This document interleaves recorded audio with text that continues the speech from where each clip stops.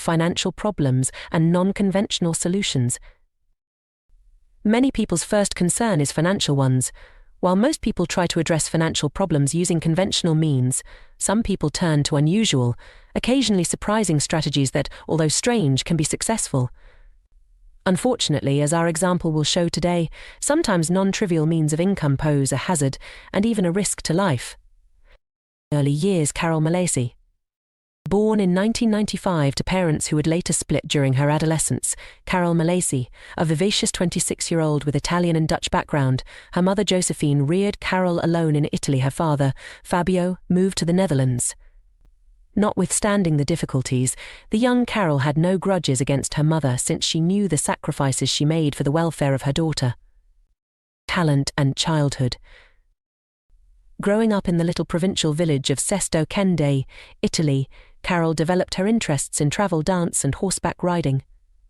She was naturally zestful for life, a book lover, and blessed in languages. Though occasionally prone to boasting, her charm and positive attitude won her over others close by. The unanticipated pregnancy. While still a technical university student in 2015, Carol's life unexpectedly changed when she found she was pregnant at the early age of 20. Her boyfriend at the time was the father, and although if the pregnancy was unforeseen, the driven young woman decided to welcome motherhood. Seeking better possibilities and a fresh start, the couple decided to move to Verona while they negotiated the demands of motherhood. The trip to Verona. Carol worked as a sales consultant in a shoe store, and for a period it appeared as though life was progressively getting better for the young family. But a major turning point came in 2019 when Carol discovered she was developing feelings for another man. She lived two lives for several months until her partner finally found the affair, which caused their relationship to break up. Resolved to start over, Carol moved in with her new lover and left her kid under the care of his biological father. Health battles and financial stress. Among the personal turmoil, Carol's mother's health started to worsen quickly from a neurological illness.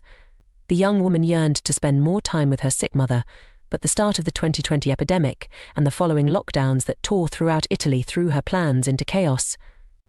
Unable to work or participate in her usual hobbies, Carol discovered she was under great financial pressure, trying to support her kid from a distance. Turning now to OnlyFans. Desperate to solve her financial problems, Carol first tried building a YouTube channel recording the difficulties of living under lockdown in an attempt to make money off of her material. She soon came to see, though, that earning a significant salary from this path would take time and effort. Turning to the OnlyFans platform and assuming the alias Charlotte Angie as she entered the realm of explicit content creation, Carol pivoted to what she thought to be a more profitable path: success and social solace. Carol was surprised to find success with her images and films right away. She made a good living that helped her with her debts. But there was a great personal cost associated with this new job route.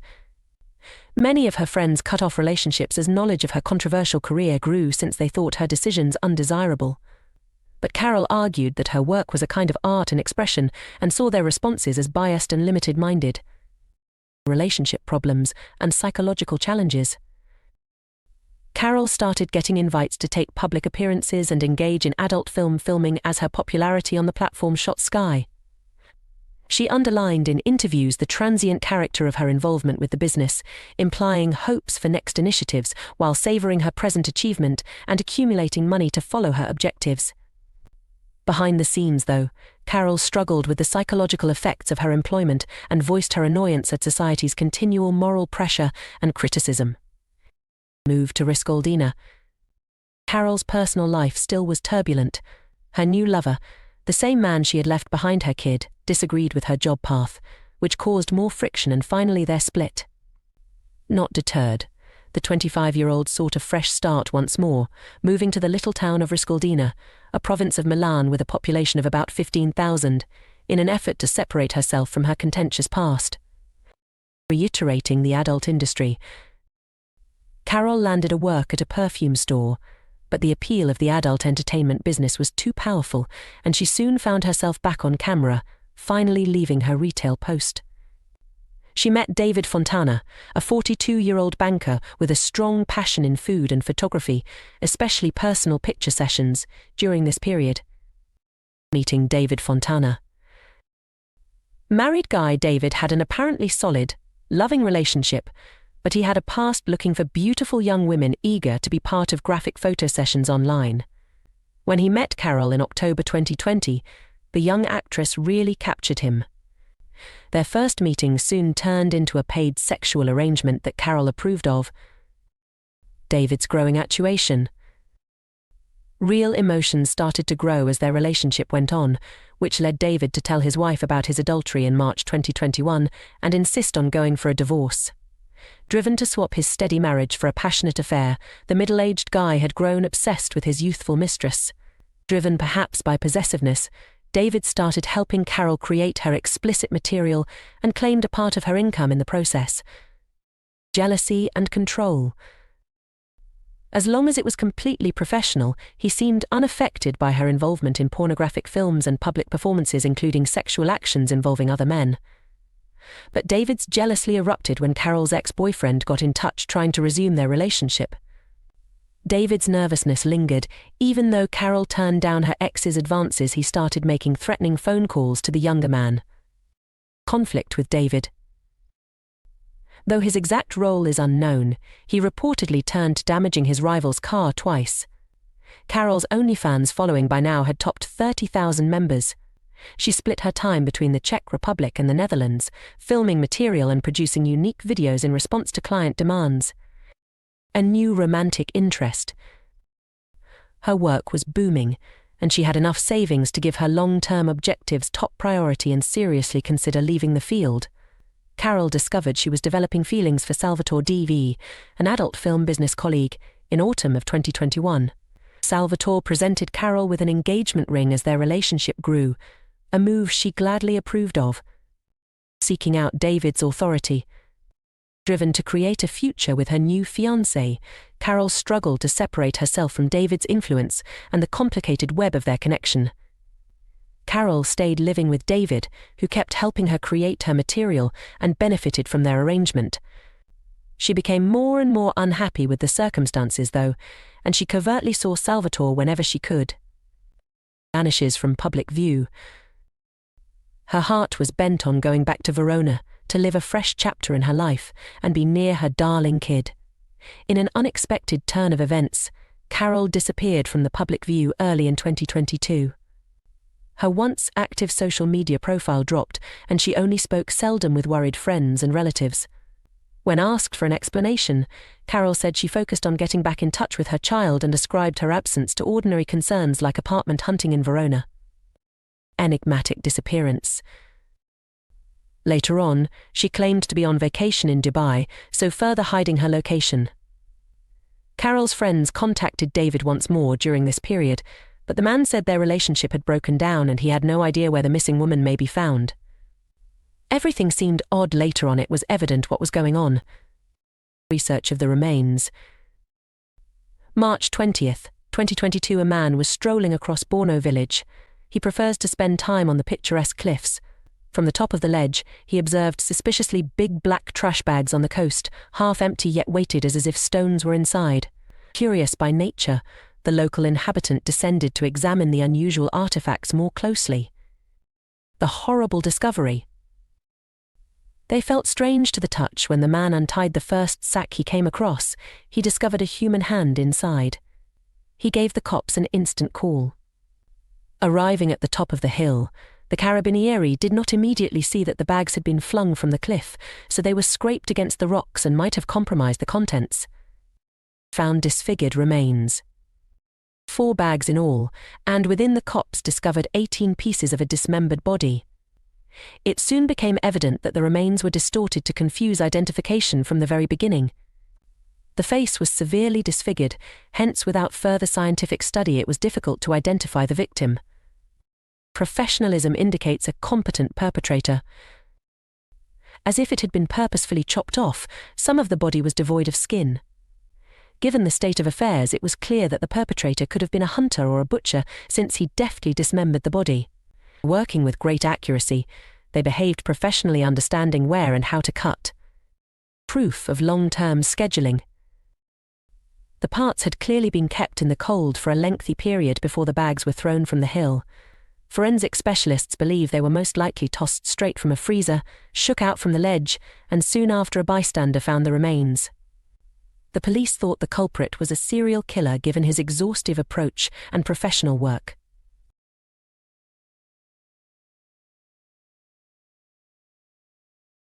DNA verificates the victim's identity.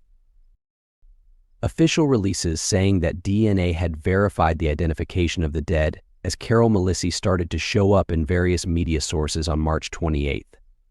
David Fontana turned out to be the 43-year-old man imprisoned on suspicion of premeditated murder under these circumstances. The Carabinieri once more appealed to the public via the media on March 29th at 7:45 a.m. David Fontana denies to the crime. From the start of the questioning, David seemed tense and disoriented in his testimony. He first claimed not to have seen the girl for 2 years, but naturally this was untrue.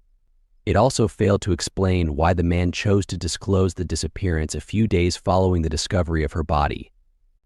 Under pressure, the primary suspect started to talk when the detectives swiftly managed to break him. David's account of the crime. David claims that after a request from one of Carol's admirers, he and her were making a video together on January 11th. The man acknowledged that the recording was far more intense than anything the pair had produced before. The customer asked to have a sack over Carol's head, tie her up, tape her lips shut, and also beat her in the course of this, hammer her in the skull numerous times. The order said David was intended to torture the actress she went for it willingly, so the man started filming it on video. David's actions in Carol's death. He thrashed the tied-off female for a protracted period and also gave many strikes to the head with a hammer. Carol was dying when David got the bag taken out at last.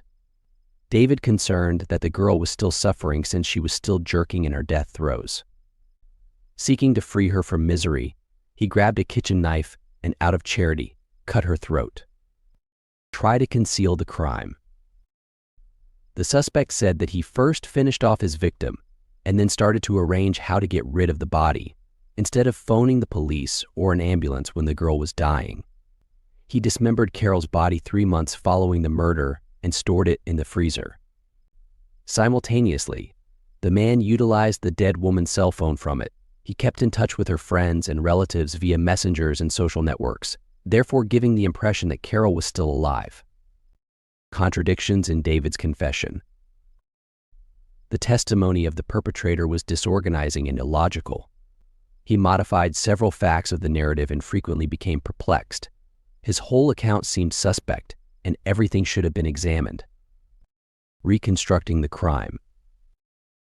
The detectives therefore were able to piece together a roughly accurate picture of what happened.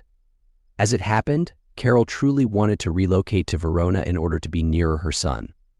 Here the girl intended to progressively leave the doubtful sector of business. She wanted to be an average person and wanted no more to take part in it. She meant to wed Salvatore, her lover. Days towards the death. She had her last performance in a club on January 8th, 202. She was then scheduled to film a video on order with David on the 11th, a last minute. The order came from a fictitious account made by the banker himself. It was discovered during the inquiry. He went into great length about the inappropriate video Carol was meant to film. The false order and the savage crime. The scene consisted in tying up, taping the lips shut, a sack over the head, beating, and a hammer blow to the skull. Part of the script designed as the highest expression of dominance over a person. The male was expected to discover the mobile phone password of the girl during the process. Carol agreed she never imagined that by doing this, she would let him kill her. A planned murder. At first, they agreed that she would pretend so the girl would not suffer, and he would do all this without effort. Rather, he crossed all limits, got carried away, and performed with full force. Clearly, this was all prepared ahead, hence the crime was definitely premeditated. David strayed from the script as soon as he discovered the cell phone's password and started to savagely beat the girl till he hammered her to death. Body dissection disposal. After meeting his sadistic desires, David visited the filming site many days and gazed at the dead actress. The man visited a hardware store to pick hacksaw, big scissors, an electric saw, and spare blades. Direct from Carol's cell phone, the banker also purchased a rotisserie and a big freezer. The rotisserie responsible for the serious burns police discovered on her body. Building a cover story. On January 14th, Carol was scheduled to be heading to Paris with Salvatore, her lover. David informed him, meanwhile, that she was in self-isolation since she had COVID-19. Many of the people in their circle were unwell, hence the new boyfriend thought it. Under several pretenses, he unsuccessfully tried to get in touch with her, but David sent him away due to her bad health. He did not come to see Carol for the same reason either. Works on the cover story.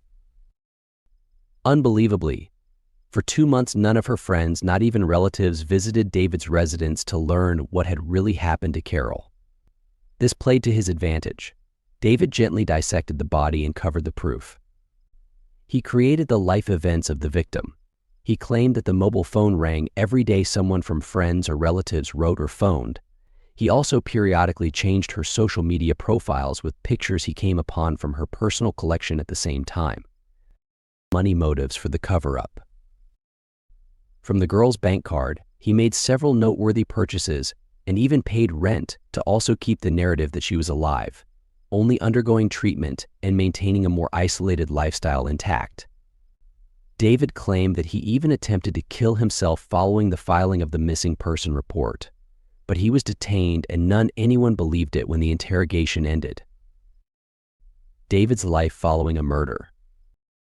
He had around 3 months to voluntarily leave this planet. He did not try anything throughout this period. He simply carried on relishing the murder and hiding evidence. For Carol, the listening started on November 24th, 2022. The attorney contended that what happened was an inadvertent murder. David claimed to have been carried away completing the client's order and unintentionally killed his darling girl. Trial and sentencing.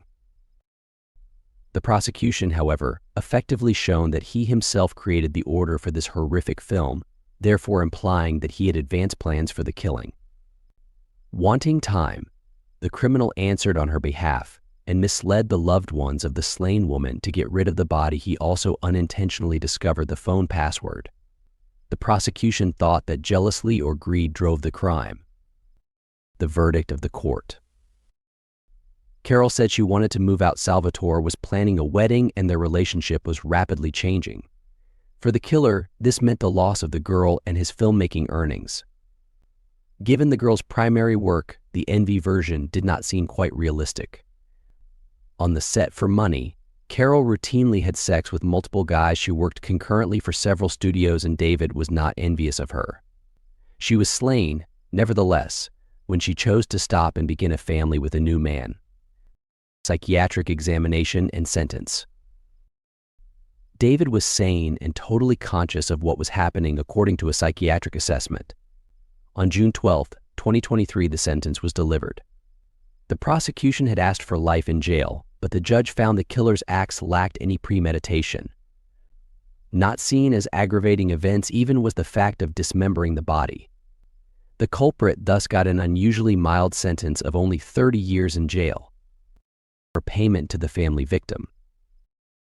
Furthermore, David was obliged to pay $180,000 to the 7-year-old victim's kid reparation. Additionally expected of him was paying the child's father $20,000 and $100,000 to her parents overall. The Malesi family found great surprise in this court ruling.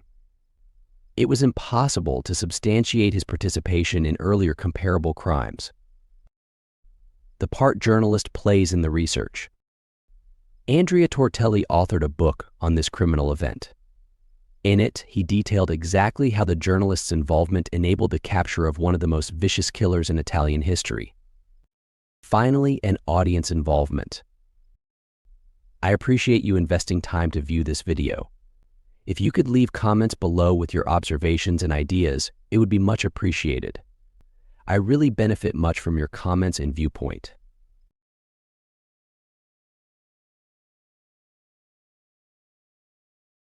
likelihoods of a previous case. Furthermore, one of the researchers remembered that 10 bags containing 2 human remains were discovered near here in March 2005. Although the killer was apprehended and imprisoned, his handwriting was too similar, which generated dark ideas that a crazed person was out on the road once more. Determining the victim. Finding evidence and identifying the victim helped one come closer to solving the murder. The body was so disfigured that even knowing the gender without more investigation was impossible, so a comprehensive study in the laboratory was necessary. A press conference warning nearby neighbors was scheduled in the meanwhile.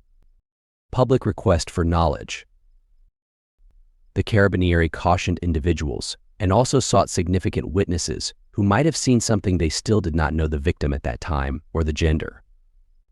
Since the cause of death was also unknown during this time, forensic investigators actively sought solutions to all these concerns and explored the terrible facts of the last minutes of the life of the unnamed victim. Groundbreaking discovery in research. The forensic investigators soon found they were dealing with a young woman, roughly 155 cm tall, with dark hair.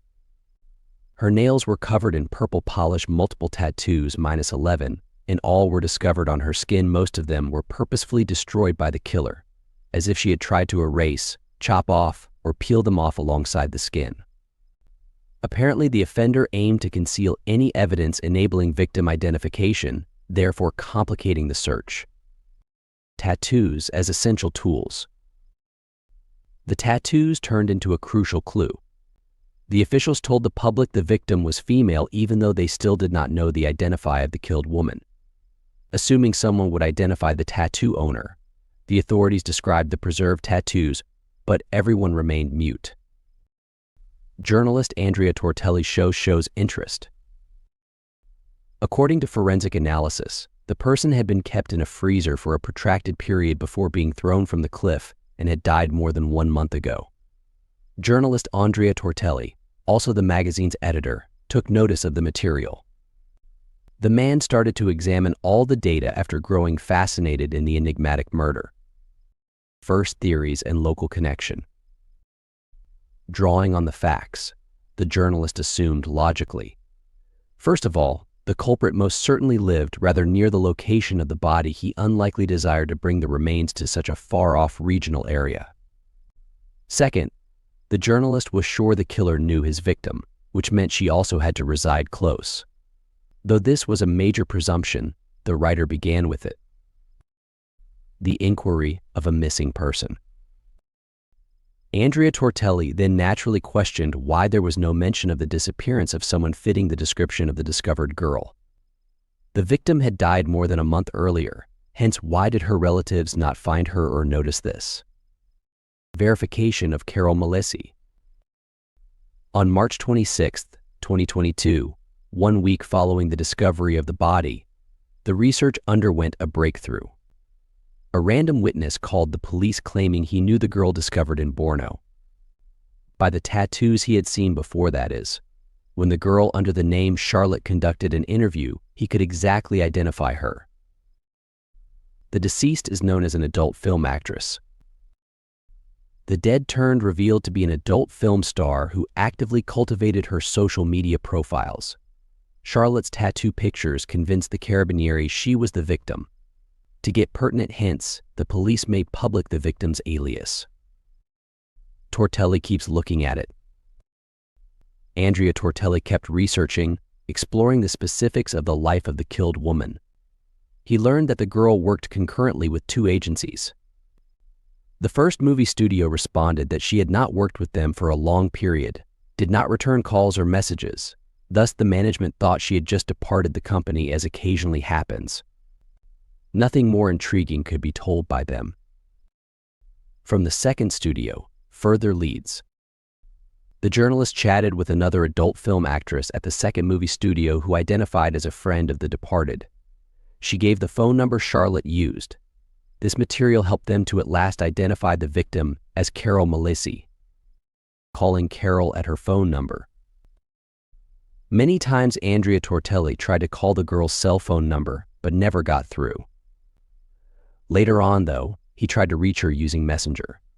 Unbelievably, someone claimed to be Carol responded to the SMS message. Questions developed from the messages. She angrily turned down the journalist's attempt to set up a meeting under the cover of an interview with the life of an actress employed in this field. The reporter came to see that the likely killer was not Carol responding, persistent in trying to keep the conversation going. The reporter convinced the so-called Carol to record a phone voice message or chat. Once more turning away a request, Andrea Tortelli shifted strategy. The killer's anxiety. According to him, a girl's body had lately been discovered with matching tattoos to those in Carol Malesi's pictures. He thus wanted to talk and confirm the actress's alive condition.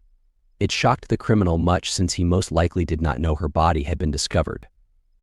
He apparently anticipated that the body would not be discovered for some time, and that subsequently identification would prove difficult. Thank goodness he was mistaken. Critical decision made by Tortelli. The journalist carried on the discussion and insisted on at least a 3-second exchange, but following that the person vanished. He stopped reading the texts and answering. The reporter was positive he had just spoke with Carol Malesi's killer. First of all, he might publish this in his magazine and have a sensation that would make him well known. Second, he can call the police to enable the investigators to personally verify the material. The danger of information leaks. Then he ran the danger of information leaking, something else other media would cover. Furthermore, the journalist knew that his intervention might go wrong as the perpetrator learned he was being sought for and could thus try to flee to another nation, kill himself in Italy, or employ extreme means of suicide. The journalist might also progress the inquiry despite the risk and the harm he could bring about, providing the information to the police. He so acted morally and initially looked to the police. Andrea Tortelli visited the police station on the 27th and gave the Carabinieri the material. He only penned an article in his magazine following that, but he omitted to mention the victim's actual name and the correspondence he had with the killer in which he took part, as well as all the facts and directions. Public reaction to the article. Still, the piece resembled an actual bomb. The killer was already on alert after corresponding with Andrea. He started following the news and soon discovered the inquiry was underway and headed toward him. Apparently in an attempt to clear himself of suspicion, he panicked and then decided to tell the police about the vanished girl. David Fontana reports missing someone. David Fontana and Carol's fiancé, Salvatore D.V., visited the police station jointly on the 27th, the day the article was published. For the girl, they registered a missing person report. They were promptly invited into the office for interrogation, which continued until 4 a.m. the following day.